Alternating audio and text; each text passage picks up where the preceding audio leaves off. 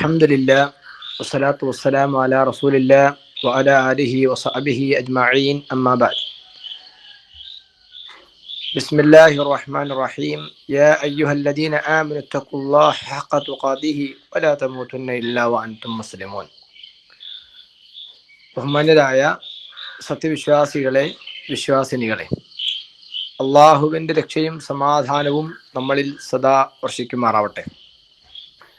വിശുദ്ധ ഖുർആനിലെ സൂറത്തു ത്വാഹയിലെ 131, 132 വചനങ്ങളാണ് നിങ്ങളുടെ ശ്രദ്ധയിൽപ്പെടുത്താൻ ആഗ്രഹിക്കുന്നത്.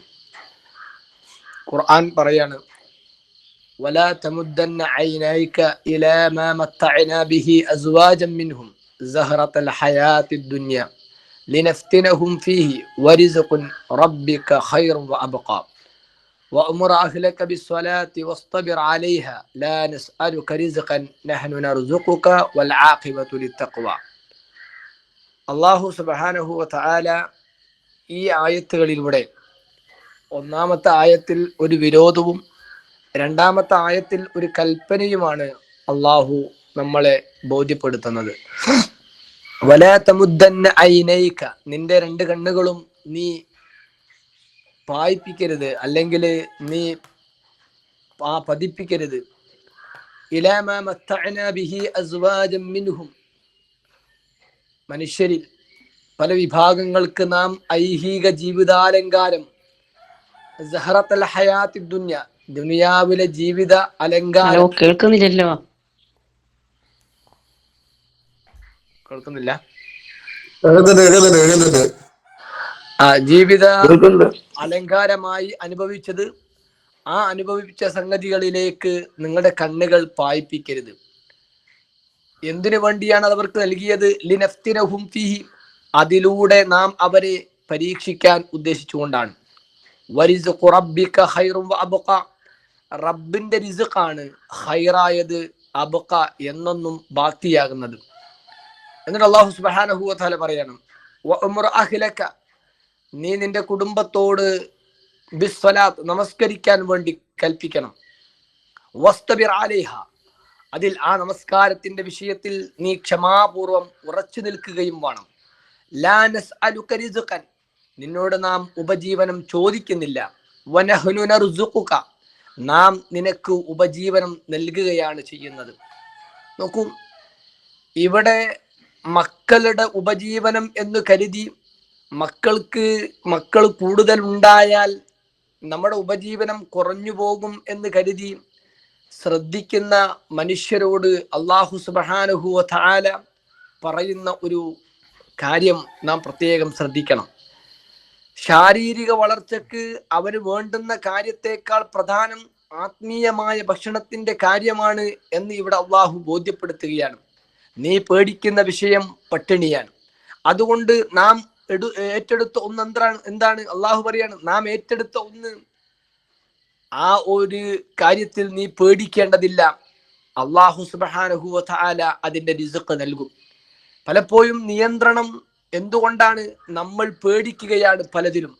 ആ പേടിക്കേണ്ട വിഷയത്തിൽ നിങ്ങൾ പേടിക്കേണ്ട, അതിന്റെ നിയന്ത്രണം നമ്മുടെ കയ്യിലാണ്. അതുകൊണ്ട് നീ ദുനിയാവിലെ അലങ്കാരങ്ങൾക്ക് വേണ്ടി, ആസ്വാദനങ്ങൾക്ക് വേണ്ടി റബ്ബിന്റെ കൽപ്പനയെ നീ എന്ത് ചെയ്യേണ്ടതില്ല, നിയന്ത്രിക്കേണ്ടതില്ല, നീ അതിലൊരു കൈകടത്തേണ്ടതില്ല. ദുനിയാവിൽ പലതായ അലങ്കാരങ്ങൾ നിങ്ങൾ കാണും. അതിലേക്ക് കണ്ണ് നട്ടുകൊണ്ട് ആ ആസ്വാദനങ്ങൾ നഷ്ടപ്പെടുമോ എന്ന് ഭയന്നുകൊണ്ട് റബ്ബിന്റെ നിയമങ്ങളെ നീ എന്ത് ചെയ്യേണ്ടതില്ല, അതിൽ കൈകടത്തേണ്ടതില്ല.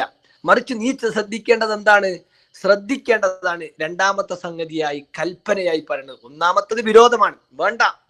നാം ആണ് റിസ്ക് നൽകുന്നത്, നാം ആ റിസ്ക് ഏറ്റെടുത്തതാണ്, അത് നമ്മൾ നിർവഹിച്ചുകൊള്ളും. അതിന്റെ പേരിൽ നിനക്ക് വല്ല ആസ്വാദനവും ദുനിയാവിലുണ്ടാകുന്നത് ഭയന്നുകൊണ്ട്, ആ ആസ്വാദനത്തിൽ കുറവ് വരുമോ എന്ന് ഭയന്നുകൊണ്ട് റബ്ബിന്റെ നിയമങ്ങളെ വെട്ടിച്ചുരുക്കാൻ നീ ശ്രമിക്കേണ്ടതില്ല. നീ ശ്രദ്ധിക്കേണ്ടത് എന്താ?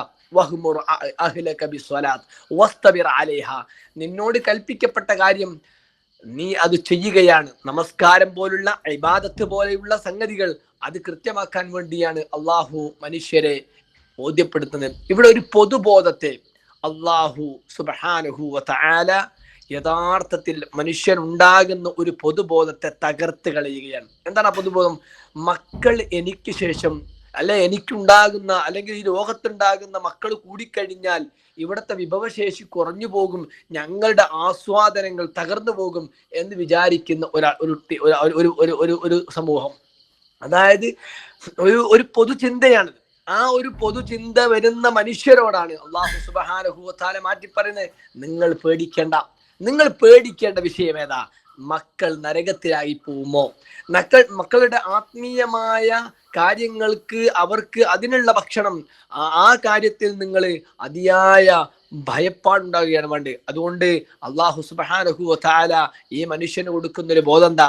മക്കൾ ഉണ്ടാകുക എന്നത് സന്തോഷമാണ്. നോക്കൂ, മക്കളെ പറഞ്ഞിടത്തൊക്കെ ഖുർആൻ പറഞ്ഞത് ഇന്നാ നുബശ്ശിറുക ബിഗുലാമിൻ ഇസ്മുഹു യഹ്യ എന്നു പേരുള്ള ഒരു കുട്ടിയെ നാം നിങ്ങൾക്ക് നൽകുന്നത്. അള്ളാഹു പറയാണ്, അവർക്ക് നാം സന്തോഷ വാർത്ത അറിയിക്കുകയാണ്.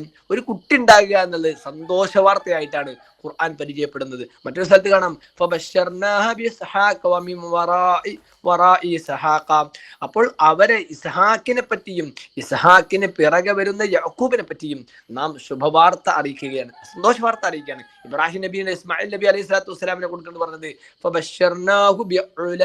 ഹലീം, വിവേകശാലിയായ ഒരു സഹനശീലനായ ഒരു പുത്രനെ സംബന്ധിച്ചുള്ള സന്തോഷ വാർത്തയാണ് നാം അറിയിക്കുന്നത്. അപ്പോൾ ഇവിടെ സന്തോഷ വാർത്ത അറിയിക്കുക എന്ന് പറയുന്നത് കുട്ടികൾ ഉണ്ടാകുക എന്നത് സന്തോഷത്തിന്റെ അടയാളമായിട്ടാണ്. അപ്പം ആ കുട്ടികളെ കൃത്യമായ തർബിയത്ത് നടത്തുക എന്ന ഉത്തരവാദിത്തമാണ് നീ നിർവഹിക്കേണ്ടത്.